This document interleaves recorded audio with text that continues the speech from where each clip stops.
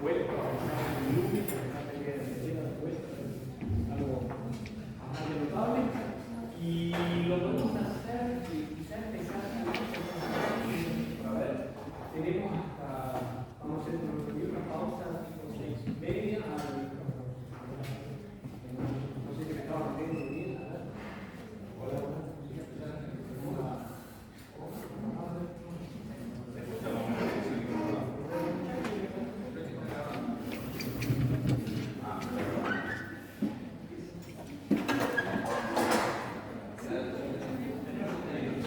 Hola, hola. No, para que sea un poco más divertido, quizás de alguna vez, podemos empezar un poco al revés. Por ejemplo, este contraste que yo tengo entre dos fotos, lo comenten ustedes. Primero, una cuestión de estilo. A ver, que lo termino para los estudiantes, por favor, no docentes o adultos, no docentes, que lo digan nada. A ver, ¿quién quiere levantar la mano? Tipo de escuela, vamos a hacer enciclopedistas, que la educación enciclopédica no tiene nada de malo. Yo me di cuenta que en una universidad en Alemania que tiene mucho sentido empezar enciclopédicamente con los periodos de Egipto, Roma, Grecia, etc. Ordena la cabeza, a pesar de lo que hemos puesto en tela de juicio, lo que son las cronologías de las construcciones modernas. Obviamente, los griegos están antes que los romanos y los romanos antes que el carolingio, que el románico, etc. Estilísticamente, ¿qué es lo que primero de abajo?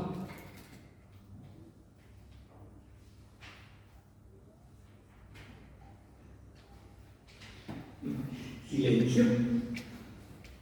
Yo puedo ir, si alguien quiere decir algo, con el micrófono, el que tenga la voluntad de preguntarlo. Es bastante evidente, creo que son dos obras, ustedes las perciben, supongo, todos como dos cosas bastante distintas. Espero. ¿Y qué es lo uno y qué es lo otro y por qué? Yo necesito corazón porque si no, yo también me puedo plantar como una vaca y no, esto no sigue, no adelantamos nada. Porque no puede ser, que estoy preguntando algo muy simple en realidad. No tienen que tener miedo. Aparte, hay un prejuicio realmente. Voy a empezar con una cita a Albert Einstein, que siempre la digo porque es interesante y que además viene al caso del tema de hoy, que es más fácil partir un átomo que superar un prejuicio. Fue bastante complicado partir un átomo, indudablemente, pero un prejuicio que hasta el día de hoy es prácticamente imposible. Lo digo en referencia al prejuicio que hay, que el público, en este caso el alumnado de la facultad, puede pensar, no, voy a hacer una pregunta demasiado simple, incluso boba. No existen las preguntas bobas, no existen las descripciones bobas, todo ayuda a entender. Y para no quedarnos tanto tiempo con esta misma imagen, necesito que alguien esto me lo describa mínimamente.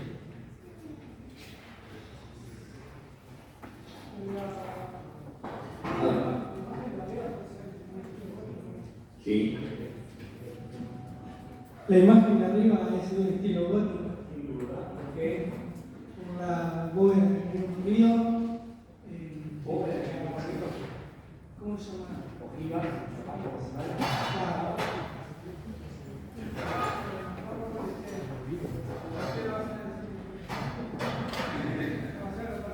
Y lo de abajo.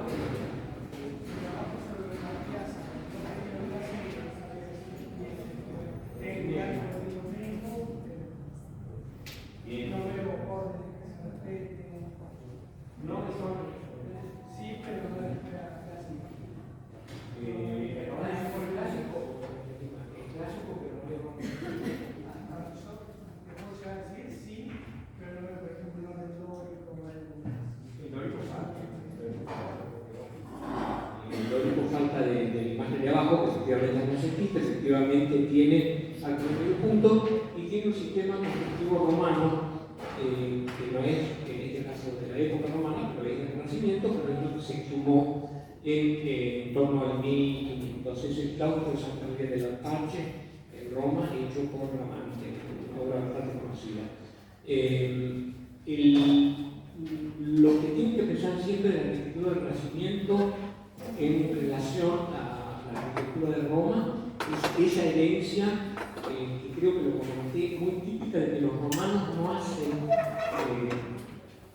caer los arcos en medio sobre columnas, sino sobre pilares cuadrados. Esos pilares cuadrados tienen por delante una pilastra. Una pilastra es una columna chata, simplemente. ¿Qué sistema de arquitectura encontramos aquí? En realidad los dos, pero es muy desde el punto de vista de las técnicas constructivas, lo que hemos visto mínimamente con esos dos grandes grupos en la arquitectura maciza. Aquí hemos hablado de arcos de medio punto, aquí de arcos ojivales, que es que estas dos arquitecturas serían el principio en relación a la técnica constructiva de construcción maciza. Arquivoltadas. La arquivolta es la curva del arco, simplemente. O sea, que esta es la arquitectura arquivoltada. Lo que pasa es que abajo hay un uso del arquitrabe en el segundo piso. Como lo tenemos aquí, ese arquitrabe es parte luego de un friso completo que es arquitrabe, friso y cornisa. ¿Cómo se llamaban estas figuras geométricas que no tienen nada que ver con la antigüedad clásica? Porque esto tiene todo que ver con la antigüedad clásica, tanto el orden jónico bajo como el orden corintio que hay arriba. Falta efectivamente, como vos dijiste, el orden dórico de bajo, porque tiene 2 pisos y no 3. Lo normal es imaginarse, o lo que cuentan los teóricos de la arquitectura, es que hay como 3 órdenes. El de abajo es el orden masculino, que es dórico, el de arriba es el jónico, que es femenino, y el corintio, que es más o menos andrógino, por decirlo de alguna manera moderna. Aquí falta entonces, son solamente 2 pisos, pero la superposición es la correcta porque el jónico siempre va por debajo del corintio. Aquí ¿se acuerdan cómo se llamaban esas figuras geométricas trazadas al compás?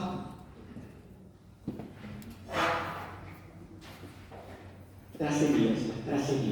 Las tracerías góticas, que son con lo que se subdivide la superficie de una abertura.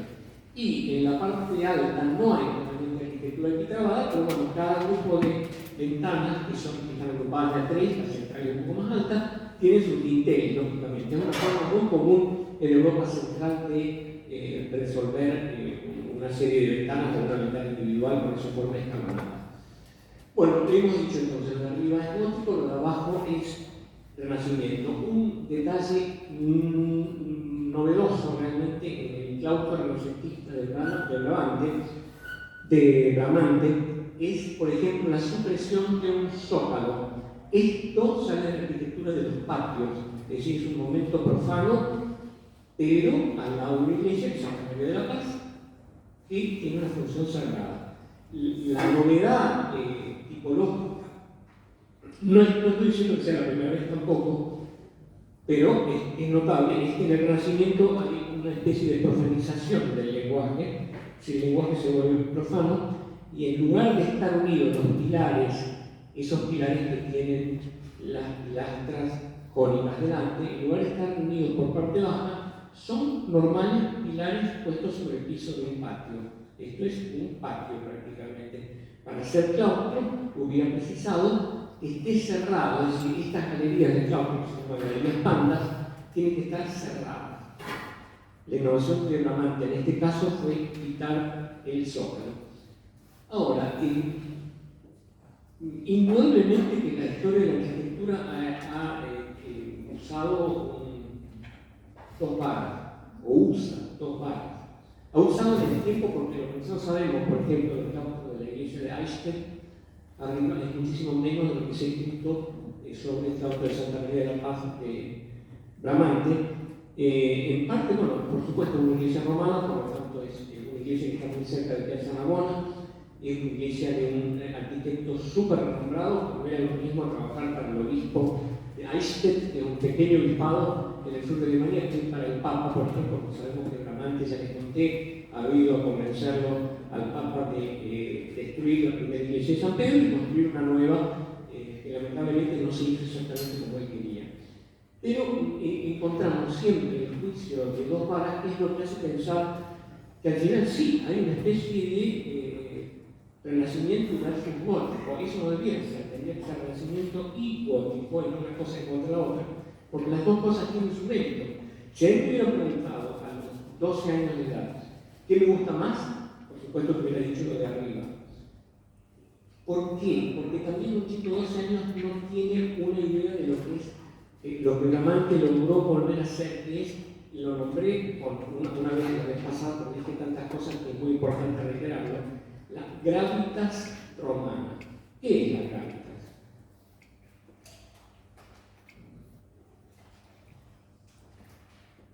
Simplemente no es una arquitectura, es simplemente una persona con gravedad, que es una solemnidad, una calma, una seriedad. Esto es mucho más serio y esto es mucho más fantasioso.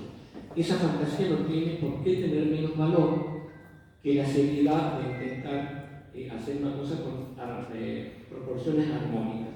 Todos los arquitectos del Renacimiento, empezando por René, que se fueron a Roma, Bramante no necesitó porque ya estaba ahí, a estudiar los edificios antiguos. Hay estudios, hay dibujos, hay cálculos de proporciones, vuelvo a repetir, no hay cálculo matemático alguno para que esto se sostenga, se construyen exactamente igual que los medievales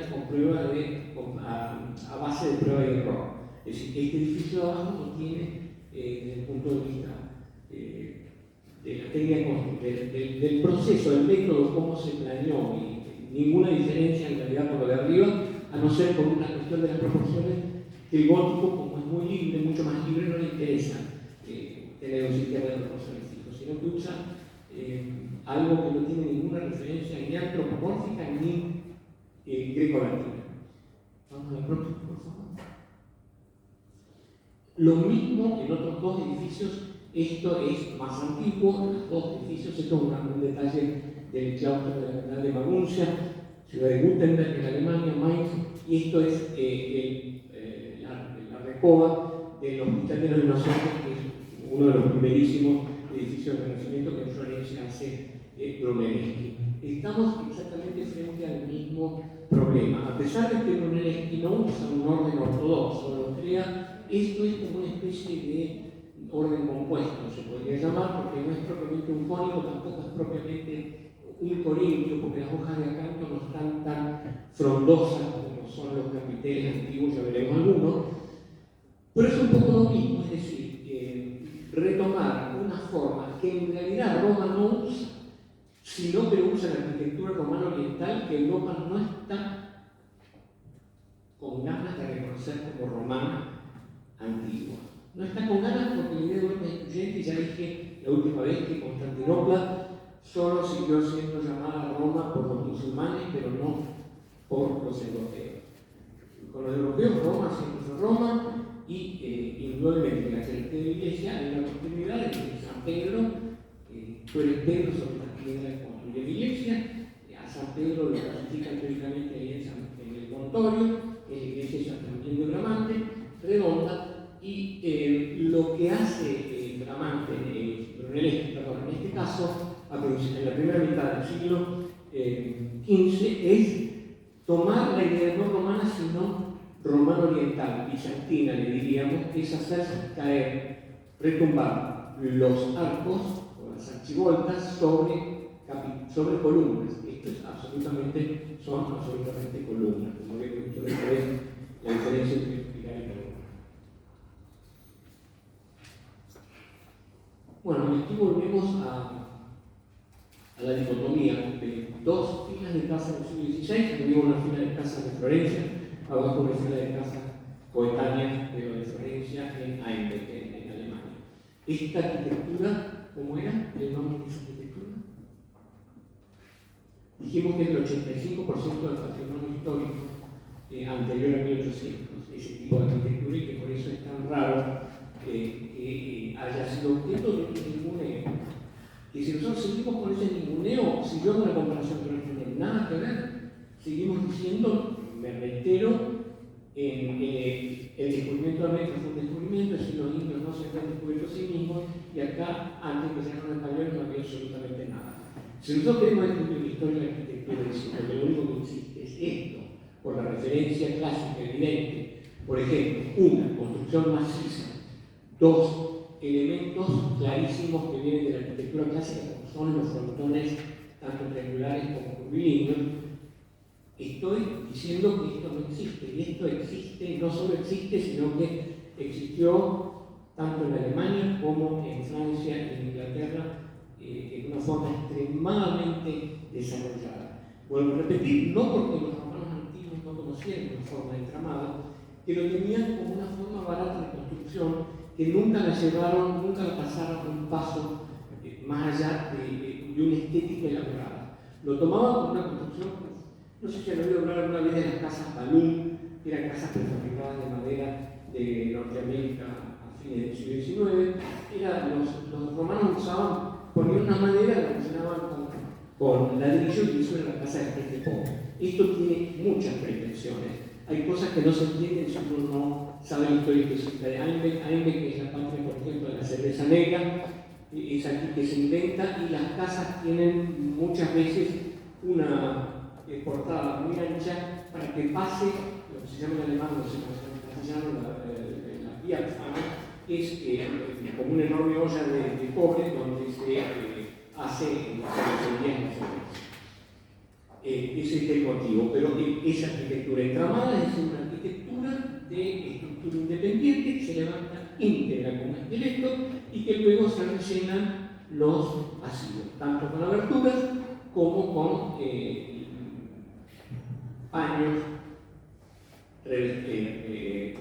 rellenados con barro, paja, ramas. ¿Por qué tiene que ser forzosamente lo de arriba mejor o más interesante que lo de abajo? Y volvemos exactamente al punto de anteayer, donde decir ¿por qué juzgarlo uno y ningunearlo otro? Es absurdo, sobre todo a partir del volumen enorme que ha tenido en los países fuera de España. Fuera de Italia, la arquitectura entramada es lo más común que se hizo hasta la era industrial. Si hemos perdido una gran ciudad entramada que no nos permite casi saber cómo era, y es por, ya lo dije también la otra vez, por el incendio de Londres en 1676. Y por la destrucción sistemática del país por renovación. Primero con el barroco y luego, sobre todo, en el siglo XIX, especialmente con Haussmann, que era el que hizo un nuevo plan para París y reformó la ciudad en la forma que la conocemos hoy. Hay que pensar, esta es una de las más hermosas, no hay tantas, no han quedado tantas por causa de la revolución industrial en Inglaterra, sobre todo, pero la ciudad de Chester, que es uno de los lugares más hermosos de Inglaterra, sin duda alguna.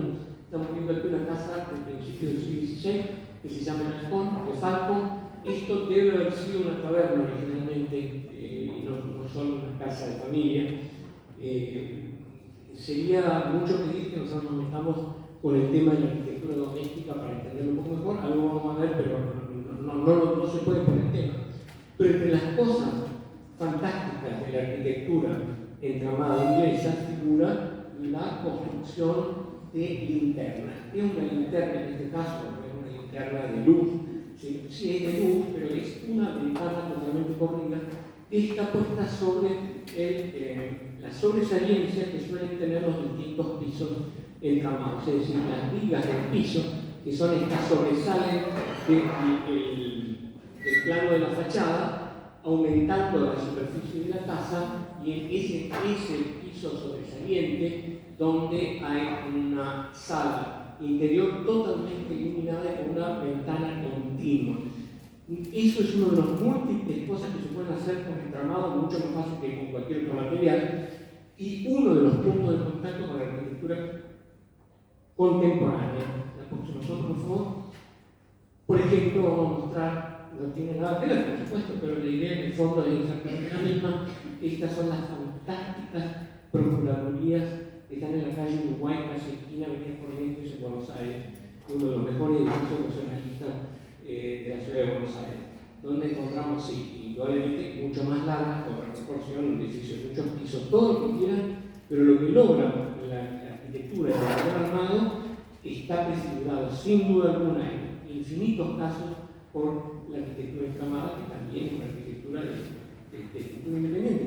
Para hacer este edificio hubo que hacer un esqueleto de hormigón, que después lo rellenamos con otros materiales, no son los de la Halcón, que es esa posada de Chester, en Inglaterra. Bueno, el gran susto empieza a venir con la fijación de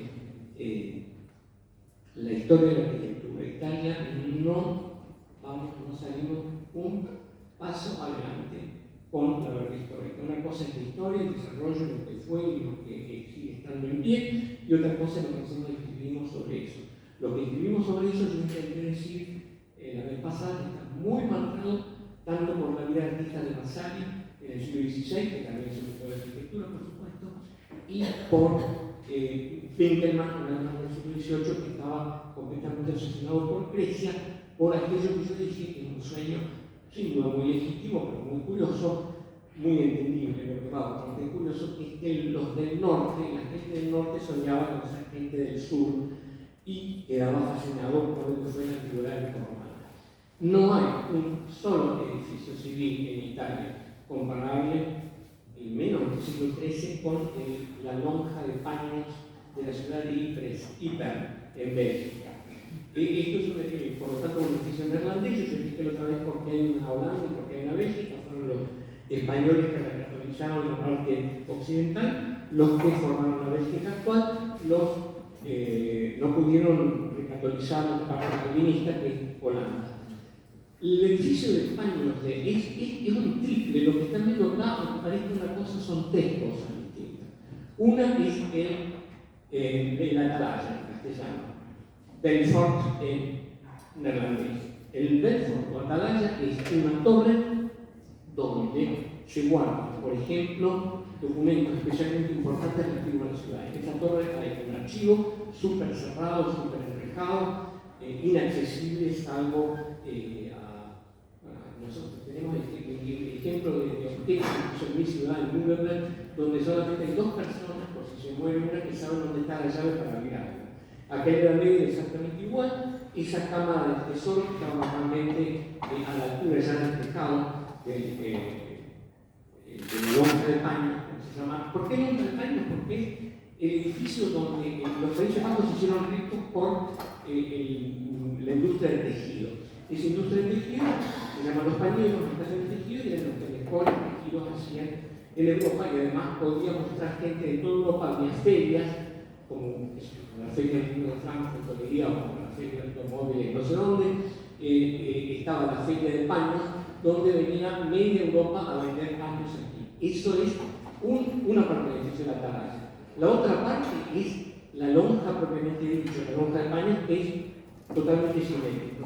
Y como cucha de perro, no tengo otra palabra mejor para decir, el ayuntamiento, es decir, mínimo el ayuntamiento en relación a lo que es este edificio de carácter profano y absolutamente excepcional.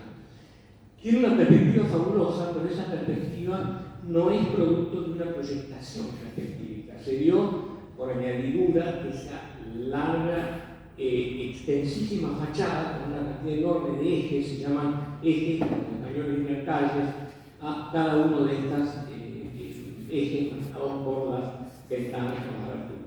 La parte baja estaba en principio cerrada solamente con puertas de madera y se abría para alojamiento o alimento de la gente. El piso principal, que empieza acá, es donde se hacía la exposición de los paños.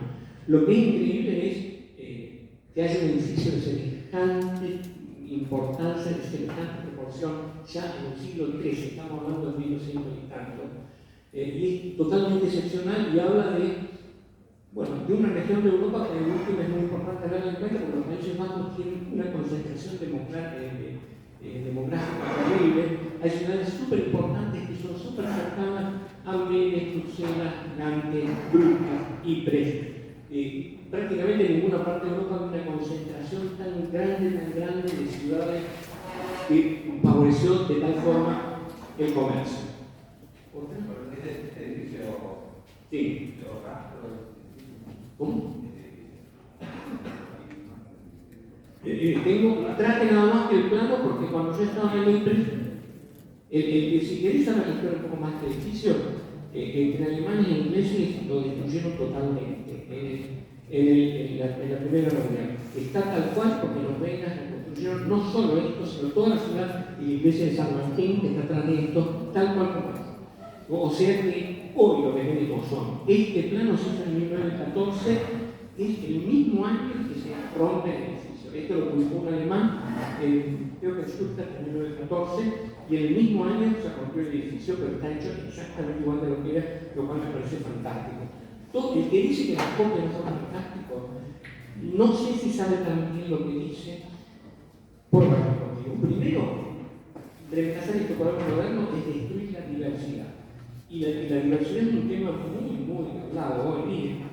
Y estamos rompiendo la diversidad si aceptamos que la guerra le borre la cara a algún lugar.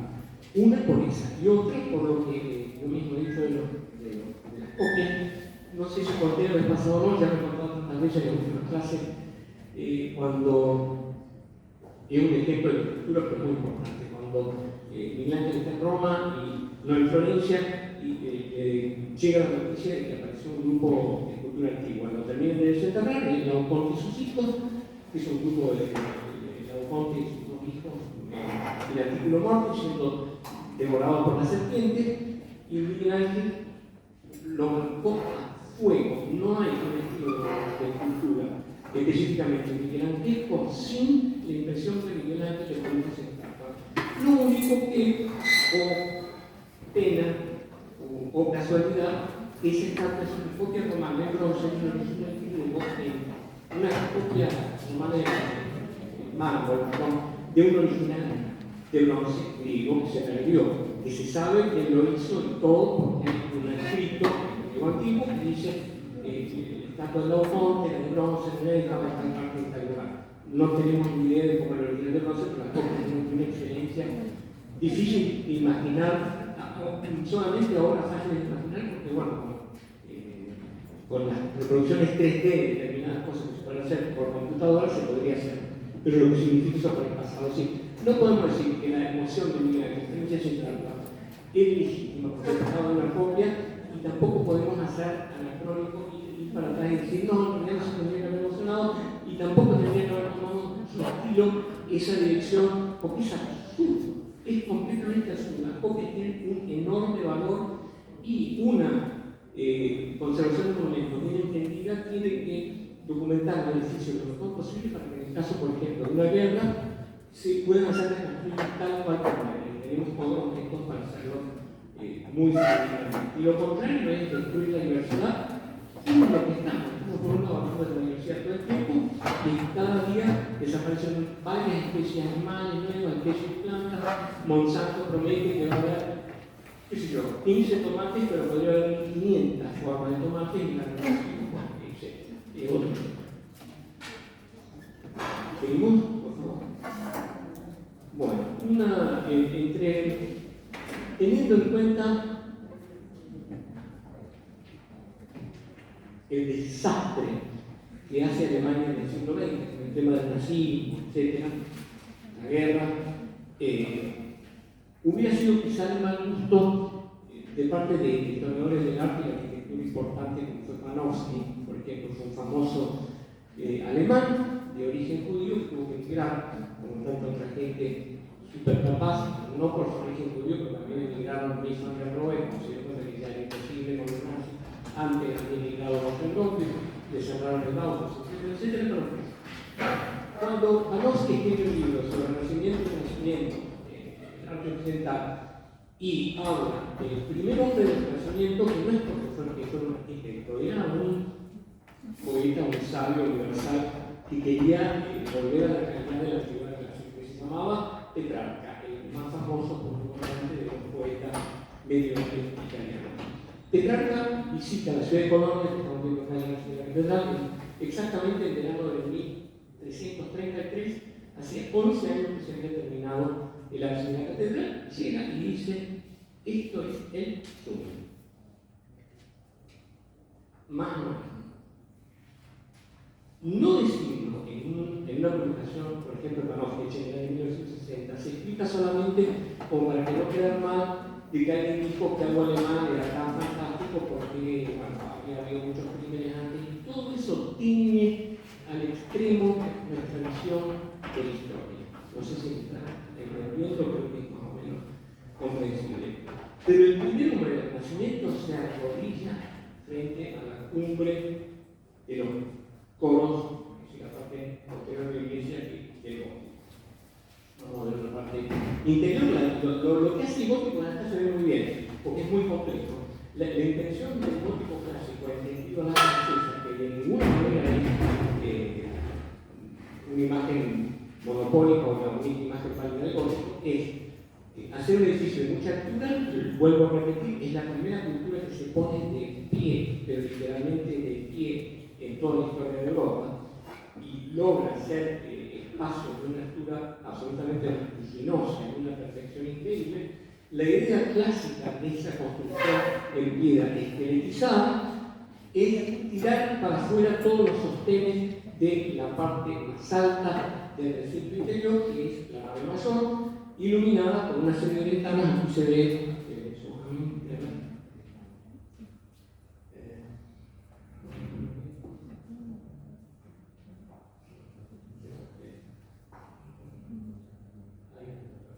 esto es una ventana del claritorio. Todo eso, la intención es hacer un interior muy imponente, muy alto. Esto siempre está rozando los 40 años. La nave tiene 42 metros de altura y los arquitectos acá saben bien lo que es hacer un espacio interior único de 42 metros de altura. Es algo muy erótico, por decirlo de alguna manera. Y sacar esa enorme claridad del espacio interior para que se sostenga, sacar todos los apoyos para afuera. Los apoyos para afuera a través de lo que se llaman borbotantes, que son unos puentes inclinados que llevan la versión lateral de la bóveda del claristorio, es decir, la parte alta de la basílica, al exterior y finalmente a través de los contrafuertes al piso. Esto está todo hecho a principio de prueba y error. Uno de los coros anteriores a la colonia fue el coro de la ciudad de Beauvais, al norte de París, que se les cayó todas las bóvedas y tuvieron que rehacer. Creo que lo conté, o incluso creo que lo podemos ver hoy en algunas fotos. De todas formas, la foto de Beauvais está en el afiche que anunciaba la charla de hoy. Vamos a ver el interior, o algo del interior del interior, con la típica disposición de pared, de alzada. Alzada, eso está clarísimo. La alzada de la catedral clásica consta de arcada, triforio y claristorio. Son como tres zonas. Las arcadas son la parte de abajo, con ¿cómo se llaman en castellano? Son haces de columnas. No es una columna ni es un pilar, sino que son haces, como si fuera el origen de la palabra fachina. Una cantidad de, por ejemplo, aquí tenemos un fascículo principal del mismo diámetro que los laterales, tanto entre la iglesia y entre medio los dos.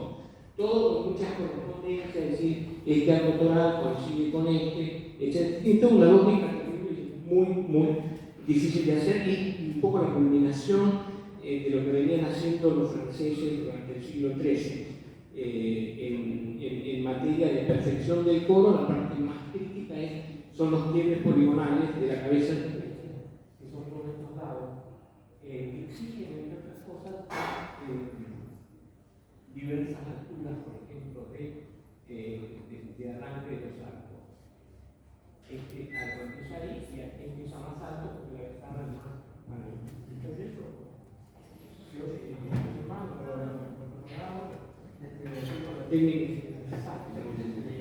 ahora está, ¿no? Perdón por ser así, pero bueno. No tengo remedio, ya demasiado tarde para cambiarlo. La superficie de los tramos, todo el espacio interior está dividido en porciones espaciales que se llaman tramos. Las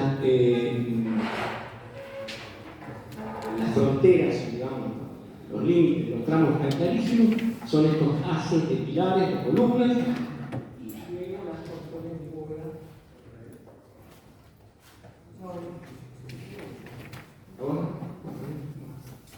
Dale,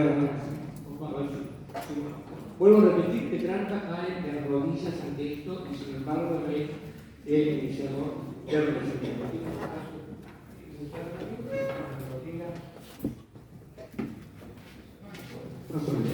Cuando llega a Alemania dice Petrarca, está escrito en latín, dice cuántas civilizaciones, tierra barbárica, qué hombres tan grandes, lo que vamos de la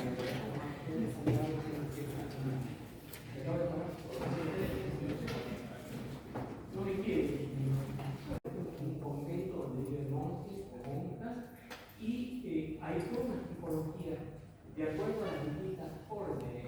Por ejemplo, los cistercienses no son idénticos a los dominicos o a los franciscanos. Esto es la iglesia de Santa María de Novela, que es la iglesia conventual franciscana, no sé si es franciscano dominico, no me acuerdo en este momento, que tiene una de las características de esa arquitectura monástica. Pero lo que predomina mucho, lo que llama la atención es lo macizo, digamos, del edificio, por un lado, y por otro lado, lo parece, lo pensado que va eso a la posibilidad de hacer frescos. Si los italianos han utilizado muchas veces la arquitectura, también en la Edad Media, también en el Renacimiento, como una tela para pintar. Lo cual es bastante fenomenal también porque, no por casualidad, los descubridores de la perspectiva que fueron Brunelleschi y Alberti, Alberti habla completamente de que quiere hacer un cuadro que sea una ventana abierta al mundo. Y eso, haberlo dicho de esa forma es bastante importante.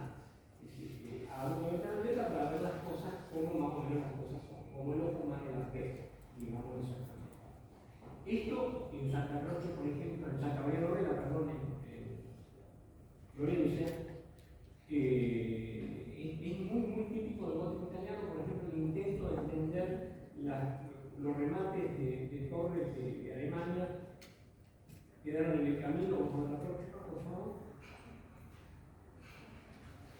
Esto es la torre de Santa Croce, esto es una torre de la iglesia de San Juan en Burgo, cerca de Burgo. Con la correspondiente maqueta. Las torres góticas no se deben hacer nunca con agujas de planta cuadrada. Resultan rígidas, por una cuestión como es lo que hicieron en Florencia, poniendo ladrillos, tratando de limitar los remates alemanes que son piñones, y los piñones son frontones mucho más agudos, mucho más puntiagudos, y con una técnica constructiva maciza, por supuesto, hasta el final. Esto, esta iglesia de Lüneburg, como se diría en castellano, implica que es una modificación del techo que venía siendo típico de romano alemán, un techo rombo. Lo que pasa es que esos rombos que arrancaban de estos 4 piñones de cada lado de la torre, en vez de ser rombos son triángulos muy estirados, obtusos, pero son porque lo que se mide sobre todo es triángulos. De cada uno tiene 8 lados. Ese octógono que sale tanto del vértice del piñón de la esquina de cada uno de los 4 lados es esencial.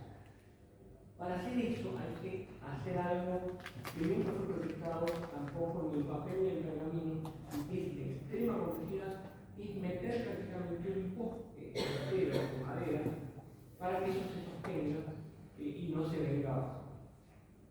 Eso hace, más o menos está terminado en 1410, 20, esa parte y está todavía en pie, si bien la madera trabaja y la absoluta romana se pierde con el tiempo porque la madera trabaja y la aguja se tiende a ir un poco para un lado o para otro. Normalmente incluso hay un movimiento helicoidal, hay una tendencia a un movimiento helicoidal, acá no fue.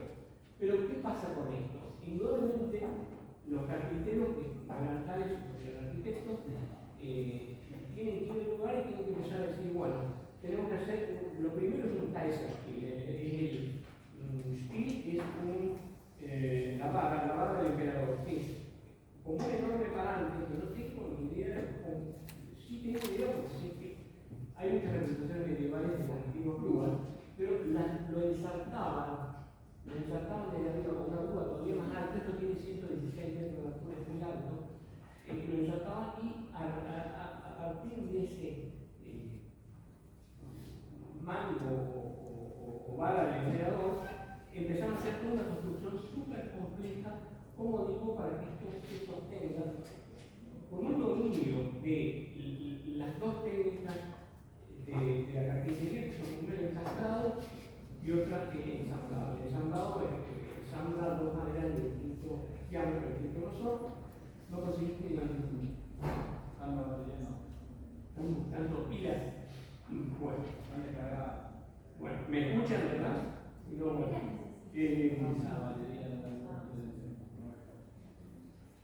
Bueno, entonces, el momento es primero la complejidad, el hombre que hizo en el siglo XX esta maqueta se volvió loco también, absolutamente loco, porque es extremadamente complejo el interior de lo que no se ve. Y es que en el gótico también, cuando aparece un mensaje por fuera, hay una cuestión que es muy compleja por dentro y que implica un conocimiento terrible y un trabajo de los maestros carpinteros que eran arquitectos dentro, viendo cómo van los esfuerzos, cómo van los ensambles, qué cosas deben ser encastradas, qué cosas no. Es sumamente complejo. ¿Tienen tableta? No, esto no tiene nada. El nacimiento, la virgen, la visitación, etcétera, en espacios absolutamente definidos como jamás volvió a poder ser el gótico. Y una cosa de un reconocimiento que pero en realidad no tiene nada que ver, tiene que ver con la arquitectura y con la representación de la arquitectura. Porque evidentemente usaron unas paredes arquitectónicamente bastante pobres para hacer un milagro de la historia del mundo.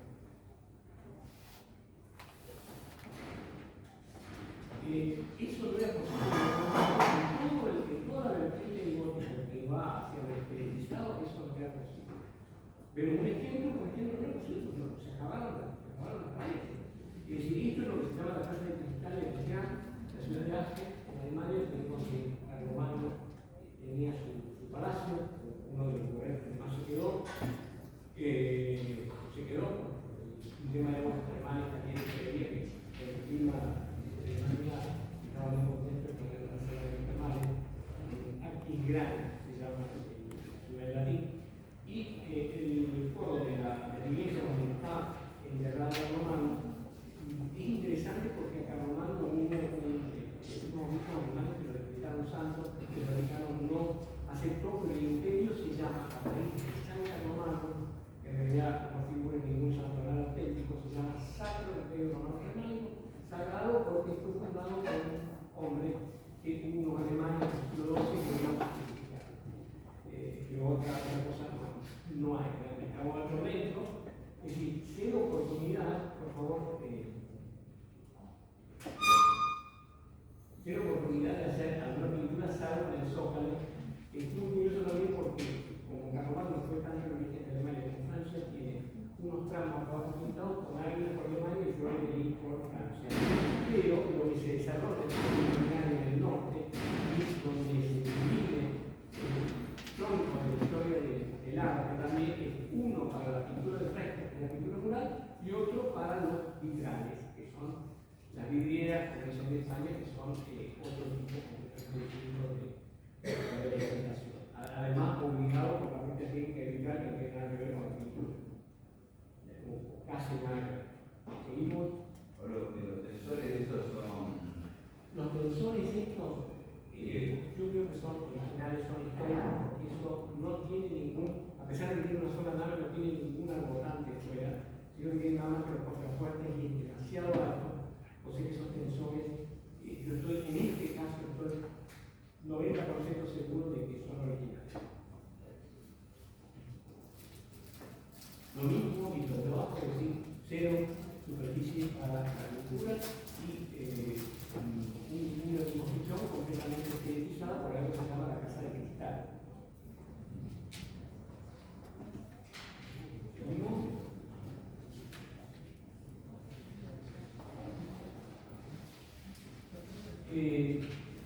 Cuando hablamos de gótico, no se quede con el gótico clásico del siglo XIII a la francesa, porque el gótico es otra cosa a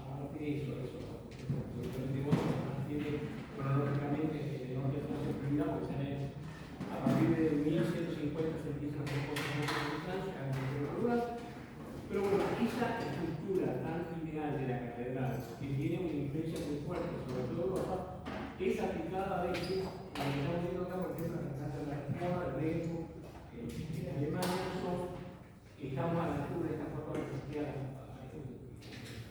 el techo del tejado y se ven hacia abajo los agotantes que son los puentes diagonales que llevan a la persona a través de la bóveda.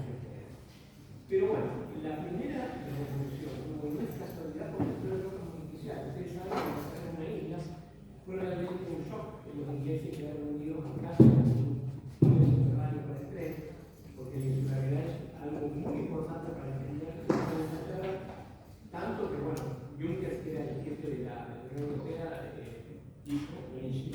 dijo Junkers, el anterior a la Revolución Francesa, dijo que los ingleses han estado siempre aquí como, no como miembros, sino como invitados, como huéspedes, pero nunca han sido miembros de la Unión Europea. Lo primero que hace una revolución del gótico, porque a los ingleses no les importaba nada de seguir fielmente el modelo inglés, lo vamos a ver, qué es lo que un inglés hace en Gloucester.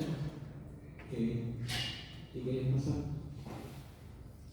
Lo que hace con los rotantes, le importaba un rábano que los franceses hubieran usado el rotante por fuera para sostener el territorio. Entonces, como muchas iglesias inglesas tienen el cuadrado crucero, es decir, el punto de cruce entre el transepto, que es la nave transversal sobre el eje longitudinal, para ayudar a sostener, o simplemente por gusto. En general esto tiene una necesidad constructiva, hay otras cosas que no, pero esto sí estáticamente está bien. No tiene el menor empacho en poner un armotante que se prolonga más allá del segmento de la pared en medio de una diagonal que revoluciona la estética y el espacio del interior de esta catedral de Gloucester. Vamos a la próxima, pero van mucho más allá. Volvemos. Por ejemplo, empiezan a ser desde 1300 en adelante. Es la primera revolución del gótico, sin duda, tuvo lugar en Inglaterra por independencia del norte de Francia. Es decir, que hicieron lo que ellos genialmente lograron hacer. Por ejemplo, las bóvedas, no solo hacer unas bóvedas de red, es decir, formar redes, multiplicar mucho las nervaduras, que son esas costillas, que son estructurales también, pero como mínimo fijan digamos, la cáscara de la bóveda, ayudan a fijarla, a sostenerla, y hacer, por ejemplo, nervaduras. Esto es una especie de crucero, digamos así, con dos espacios laterales perpendiculares a la nave mayor de la iglesia que correría en esta forma, y ponerle en forma de unos arcos ojivales más o menos segmentos, es decir, bastante rebajados, hacerlos pasar por el aire y hacer caer el tramo, los nervios que se juntan aquí en una especie de pinjante, hacerlos caer sobre un arco además conopial, es decir, un arco con lo que se llama lomo de burro, que es exactamente esto. Es decir, una libertad en el uso del lenguaje arquitectónico realmente monstruosa. Yo estoy convencido de que normalmente no se entiende lo que es el aporte inglés a la historia del gótico, o no se lo logra porque hay que seguir patriarcalmente obedeciendo las líneas del siglo XIX, y dijeron no, el gótico es monopolio de Francia, y aparte de eso, los franceses tienen el principio de raison et clarté, razón y claridad, como el cual se guiaban las construcciones clásicas francesas. Y esto que habla de una explosión de imaginación y de una perfección técnica realmente inglesa en esa época que llama muchísimo la atención.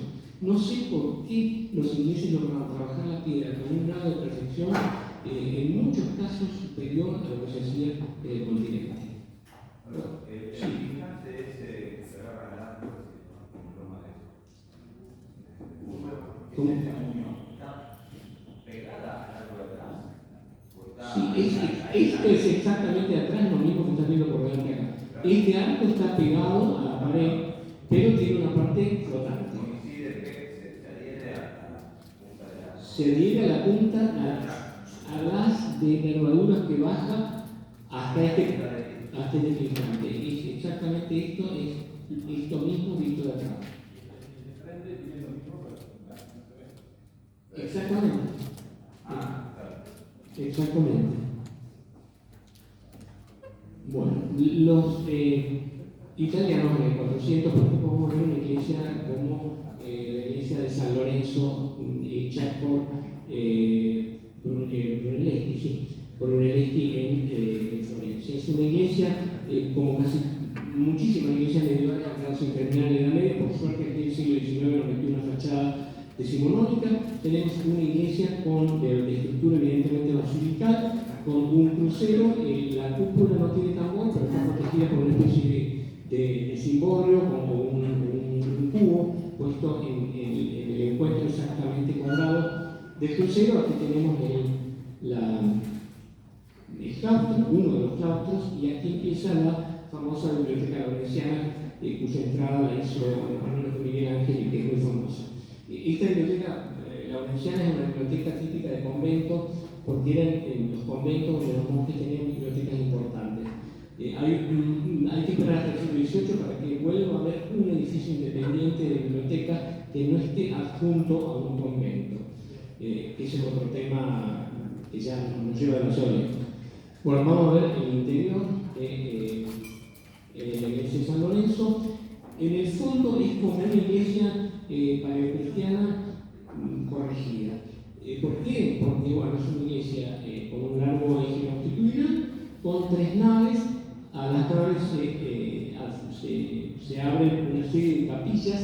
Esas capillas son importantes porque se celebraba junto a determinados santos. Además, esas capillas normalmente eran pagadas por las familias bien, por decirlo así, de Florencia, que tenían su altar propio, su lugar propio para celebrar una misa, y cuando moría algún miembro de la familia, encargaban un cura para que diera misa para el eterno reposo y la salud espiritual y el pase del purgatorio al cielo, que es una cosa muy de la arquitectura católica. Esas capillas se suprimen en la arquitectura religiosa protestante, porque Lutero decía que el culto a los santos es herético, porque para qué hacer tantos santos, queremos con Cristo y ya estamos bien. La iglesia va mucho más allá, indudablemente, de una iglesia paleocristiana, porque está concebida en su interior, y se han hecho indudablemente esquemas sobre pergamino o sobre papel, quizás ya en el 400, vamos a la próxima, a ver el interior, donde se ve muy bien que la iglesia está concebida en función de la perspectiva cónica. ¿Por qué? Porque a pesar de tener las 3 naves y el techo de plafón plano que tenían también las iglesias paleocristianas, estoy hablando de iglesias del siglo 7, 8, 9 después de Cristo, esto está, por ejemplo, no solo totalmente regularizado y pensado una vez, sino que tiene con las impostas, que son esta división entre el piso de la sacada y el claristorio, una imposta que ayuda muchísimo a leer esa perspectiva.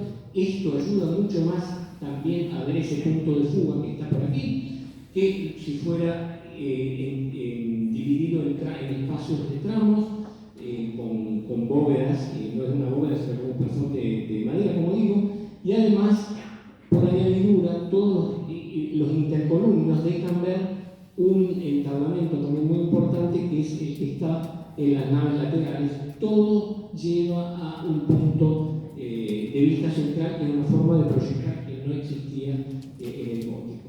Y además, por supuesto, con excelentes proporciones. No es que las de góticos fueran malas, sino que a los góticos no les interesaba el tema proporciones. Otra. Para que entiendan cómo la pintura, porque la pintura y la arquitectura en Italia tienen muchísima relación. Incluso, como la pintura es un método mucho más fácil de hacer la arquitectura, son muchos más los proyectos que nosotros conocemos en el 400 italiano hechos en pintura que los edificios realmente hechos. Por empezar, que se construyeron muy pocas iglesias, no hay más que pensar, ¿esto está en mano? Sí. No hay más que pensar en el genio que fue Pier Paolo Pasolini, que tiene un dicho que dice: yo he construido con mis antepasados en Italia las iglesias románicas, las góticas y las barrocas. Las renacentistas ni las nombran porque son muy pocas y porque no están en la conciencia, no las precisó ni nombrar, porque no están en la conciencia. No es que no sean importantes puntualmente, pero realmente comparado con la cantidad de iglesias que se hicieron en la misma época en otros lugares es muy poco. Muchos pintores cuestionan, por ejemplo, en la perspectiva cónica. Esto es un cuadro de un pintor que es Montaña, que es un pintor de Vicenza, que en el Museo de Vicenza, el cuadro que no es el famoso Mantegna. Mantegna, un genio también. ¿Cómo empiezan a ver la cosa óptica los italianos de 400? Mantegna, por ejemplo, que no es Montaña, se tira al piso y empieza a dibujar la realidad desde el piso. Es decir, eso que los alemanes llaman la perspectiva del sapo, mirando así de abajo, y Mantegna no pintó ni un santo donde los dedos de los pies no estén a la altura del ojo.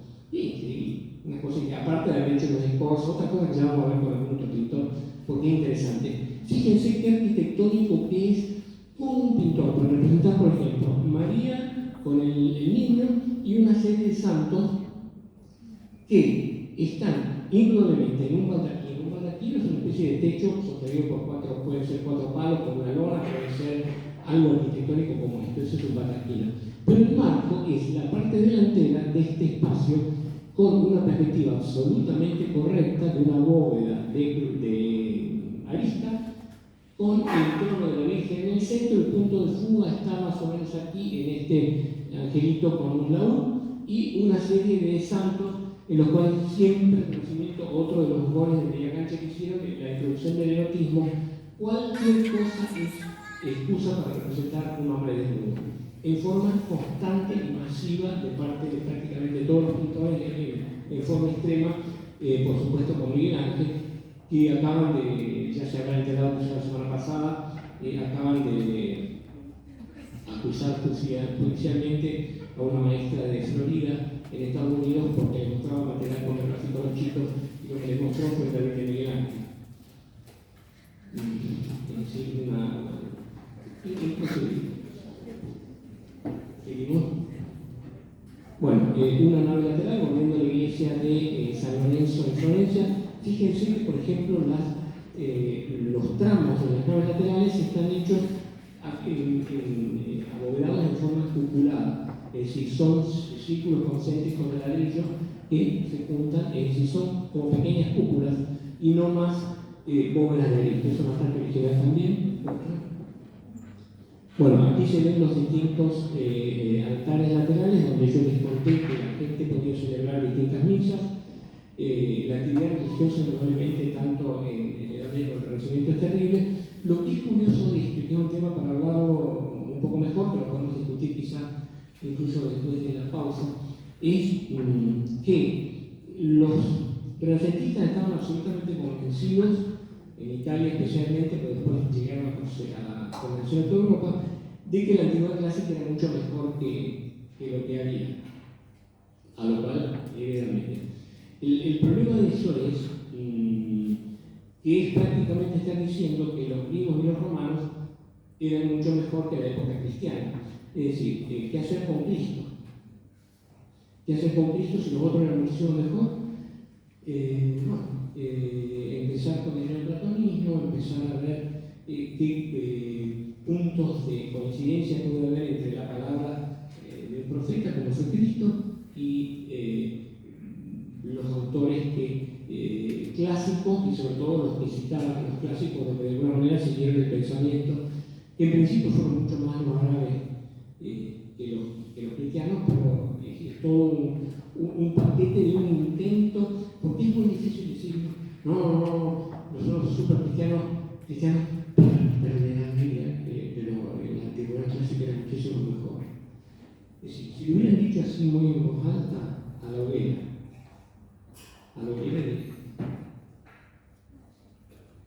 pero esa contradicción se ve muy bien en la arquitectura. Primero, que todos los elementos, por ejemplo, lo que estamos viendo es una iglesia esta que es muy importante porque responde a un sistema de concebir la arquitectura a partir de la perspectiva cónica y a un sistema de tratar de buscar un orden nuevo que en el cristiano no existía.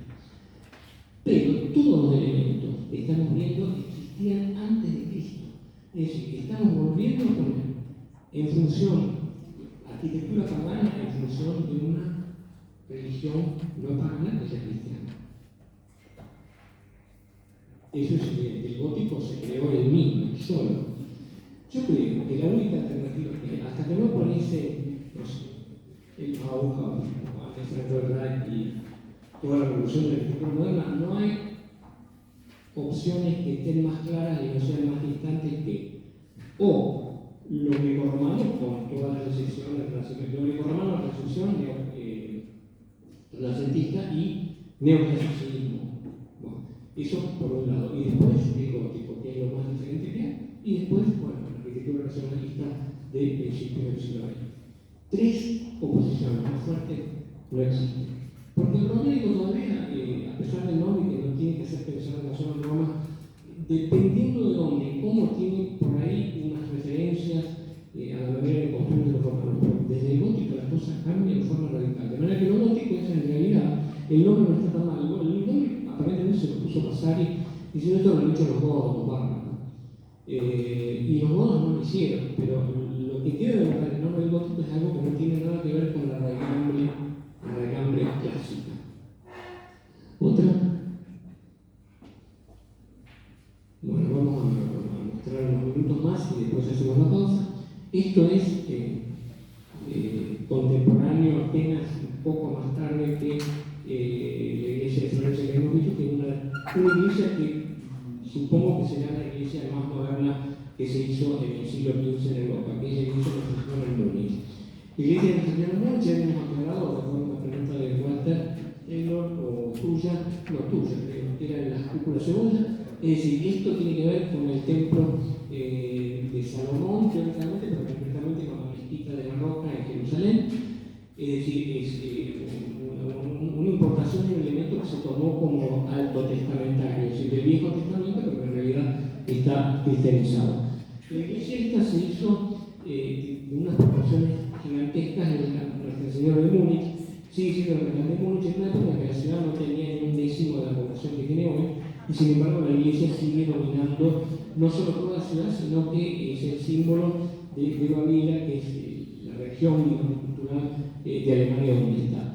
Es una iglesia cuyo frente occidental parece un búnker prácticamente, porque es absolutamente sobria y rechazativa casi, que tiene que ver con ese macizo occidental que es el lado del oeste, donde se pone el sol y donde ya como es crepúsculo la cosa se pone sospechosa, no es la luz que sale del este, y tal. Entonces oponerle a eso algo fuerte, como decir, aquí estamos aguantando la vida, defendiéndonos del oeste y dejando que la luz venga de Palestina o de donde sale el sol. Vamos a ver la próxima foto. No hubo hasta entonces, nunca, esto está hecho entre 1460 y 1480, esta iglesia. Nunca había habido antes una iglesia de este tamaño monumental con una planta tan compacta, tan absolutamente compacta y simple y monumental, por esa compacta, se decía en alemán, que esta iglesia. Aquí ven el enorme espesor de lo que tienen que tener las torres en planta baja para llegar a esas grandes alturas. Tiene 99 metros de alto las torres y tenemos una estructura de 3 naves de igual altura que se vamos a ver con capillas adosadas. Esas capillas adosadas tienen la altura de toda la estructura en el salón. Esa iglesia se llama Hallenkirche o iglesia en el salón. Lo único que se sale, pero es nada más que a nivel de tierra, son las capillas de la sacristía, que la sacristía es el lugar donde se guardaba la hostia, no en el sagrario, pero donde los curas se cambiaban para la misa, etc. Es algo que no se puede evitar. Por lo demás, es algo de una terrible compactación. Vamos a seguir, para así se entiende más. Eso es la vista desde afuera de la iglesia. El tejado es monumental. De hecho, les digo que el carpintero y el arquitecto tenían exactamente la misma jerarquía de la media. Fue solamente la deformación posterior a la historia de la arquitectura, que es una madera no vale. Hay 2 retratos hechos de la época del arquitecto y del maestro carpintero, que es el tejado, que es una cosa increíble, la complejidad que tuvo que pasar para hacer este tejado. Todas estas ventanas, que son ventanas rasgadas hasta el suelo, salvo donde hay un portal, marcan, hay una especie de escalón en el tejado que marca el lugar de esas capillas que iluminan toda la iglesia. La iglesia tiene una iluminación indirecta en la nave central, como es siempre el caso de la iglesia del salón, como tiene la igual altura las laterales que la central, no hay ventanas en la central, no hay estructura basilical. Vamos a ver más fotos. Esto es el monstruo, realmente es un monstruo visto desde el sur, el suroeste. Esta es la puerta principal de entrada, estas son puertas laterales, cada puerta lateral tiene, por supuesto, como todo iglesia de función, puerta para el juez, puerta para el casamiento, puerta para tal y cual. Y la entrada principal, como digo, los adornos son mínimos realmente, que son sobre todo piezas de tracería hechas en relieve, hechas en piedra blanca, que es la única diferencia de material que hay con esto que se hubo que hacer de fábricas de ladrillos gigantescas para poder hacer esto en un tiempo récord. También lo que es muy importante es que una iglesia tan monumental hecha de una vez. Eso es algo muy nuevo también, porque en general en las catedrales hay un proyecto inicial, después se van pasando los siglos porque son tan grandes las obras. Esto se hizo a usar el bus, como se dice en alemán, de una vez. Eso es muy importante también. Más, alguna foto del pintado, el siguiente. Bueno, vean lo que es esto por fuera y por dentro simultáneamente. Estos corsets de hierro, lamentablemente se han puesto para que no se deformen. Esta iglesia tiene 550 años. Para que no se deformen ni peligren las ventanas, se le han puesto una cosa que estas horizontales molestan, pero hay que sacárselas de la cabeza. Y el interior es una especie de milagro, con unos pilares tremendamente robustos, sin capiteles y con una bóveda que, aunque esté hecha por tramo, con algunos tricks compositivos súper importantes para la dinamización de la bóveda, que son la colocación de una cruz griega, es decir, con las iguales, girada con respecto al centro o a la cúspide, digamos, de la bóveda, y a la cresta de la bóveda, que sería esta.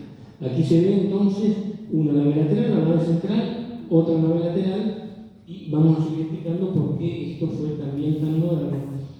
Esta es la entrada sacada desde un lugar que ya la gente ya debió haber sido muy llamativo en su época, porque si no lo hubieran dicho. Un lugar en esta iglesia que entrando es el paso del diablo. El paso del diablo es una huella de un pie que se atribuye a que el diablo vino y dijo, pero ¿cómo? ¿Dónde está? ¿Por qué hay tanta luz y por qué hay tan poca ventana? Que esta iglesia está hecha con un sistema prebarroco de teatro. Los escenarios del teatro con 1, 2, 3, 4, 5 planos sin que se vea otra cosa tienen su antecedente exactamente en esta iglesia. Los pilares se cierran por la perspectiva, cosa que no estuvo proyectada perspectivamente, pero que el arquitecto sabía que iba a tener ese efecto. Es decir, al final, entre la proyectación y el efecto podemos discutir mucho. Vamos a ver cómo se ve desde otros lugares para que ustedes entiendan. Bueno, esto es una obra del siglo XVIII en Innsbruck, en Bilten, donde muestra en un altar lo que era la típica escenografía de barroca de poner 1, 2, 3, 4, 5 planos. Esto se refiere al trono de Salomón, con los 12 leones, etc. El nuevo Salomón, que es Jesucristo, por supuesto, pero en realidad es el mismo principio de ir poniendo planos, y formar una perspectiva con eso. Otra. Bueno, aquí se ve, por ejemplo, esto es la nave central, esto es la nave lateral y esta es la capilla que tiene ventanas tan altas como el resto de la iglesia de Salón. Pero es de una forma tan despojada, tan radicalmente compatible con la arquitectura Bauhaus, si se quiere en última instancia, que yo no salgo nunca de mi sorpresa. ¿Vamos a ver algo más? Después te puedo pasar la foto. Allí se ve la gran luminosidad, pero en realidad son muy pocas las ventanas que se ven por cómo están metidas las ventanas en esas capillas laterales que, de acuerdo a cómo se mueve una iglesia la ve, pero en realidad es un espacio súper luminoso donde las fuentes de luz están puestas como si fueran una iglesia barroca, realmente, con 200 años de antelación. Y como si fuera poco la cantidad de novedades que trae, una bóveda que es antecedente de las bóvedas de célula que habíamos visto en una imagen, creo, la vez pasada, creo que la volveremos a ver, alguna por lo menos, que no es una bóveda de nervadura normal, porque no existen esas costillas y esos nervios, sino que existen aristas, pero tampoco es una bóveda de arista normal, porque las bóvedas de arista se dan sobre todo por la intersección de dos cañones, y no están marcados como si fueran bordes, no sé, como están aquí, una cosa de una abstracción expresionista, si se quiere, en 1460. Bueno, cortamos acá si quieren, y a las 7 menos 5 estamos acá, ¿no?